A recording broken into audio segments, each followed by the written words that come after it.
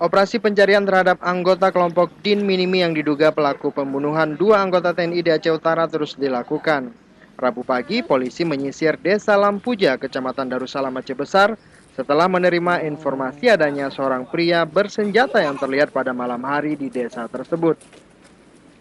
Upaya pencarian terhadap Faisal terus dilakukan setelah berhasil lolos dalam penyergapan polisi.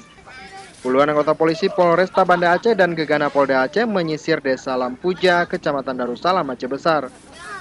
Menurut informasi, warga mengaku melihat seorang pria bersenjata tidur di sebuah gubuk di desa mereka.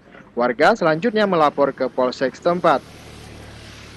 Kapolresta Banda Aceh Kombes Zulkifli mengatakan, berdasarkan informasi dari masyarakat, kondisi pria bersenjata yang diduga Faisal alias Komeng sudah dalam keadaan lemah. Diduga korban terkena tembakan saat penyergapan sebelum akhirnya lolos. Kita masih baru informasi ada orang yang kita curigai dan kita saat ini dalam pengejaran. Untuk benar atau tidaknya kita masih dalam pengejaran. Seperti diketahui, sebelumnya pada Selasa dini hari polisi berhasil menangkap Zalfanis alias Tekuplang, sedangkan Faisal berhasil lolos dalam penyergapan tersebut. Dari Aceh Besar, Hendra Saputra melaporkan untuk Aceh Video.